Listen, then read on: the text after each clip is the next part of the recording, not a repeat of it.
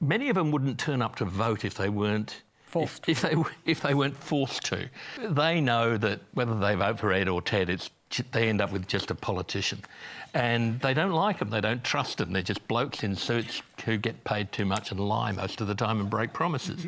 So when you are talking about petajoules and gas prices and wholesale caps and all that stuff, they're out getting a beer from the fridge. For them, the election hasn't started yet. They're not interested. That's not going to shift their vote one iota.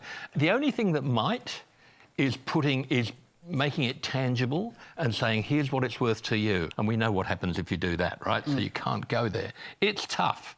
But this is a policy debate which won't shift votes. Lydia, the Prime Minister was today kind of dogged in some ways by questions around the $275 promise, which was based on modelling for energy reduction, which hasn't been delivered. Does that just show the sort of dangerous territory of quantifying it there? I think there's a danger in putting figures on it, but I think that the real issue here is that we can talk about kilojoules and petajoules, but what people at home are seeing are the numbers on their bill, and they're high numbers, and everyone acknowledges that, and the government hasn't done anything to try and the government's tried to do everything it can to put downward pressure on electricity and energy prices.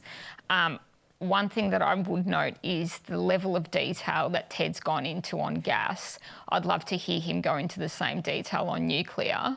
I think the opposition leader mentioned it once. And I just would make the political point that what I think we're seeing from the opposition is them realising their nuclear policy is going down like a cold cup of sick with the electorate, and trying to revive this divide between Labor and gas, where it's very clear, and Anthony, over the course of his prime ministership and his cabinet, have been steadfast on the fact that gas is part of the transition. Now, they're not going to stand at gas pipeline openings with confetti like the opposition might, but they still understand and recognise and respect that gas plays a key role going forward.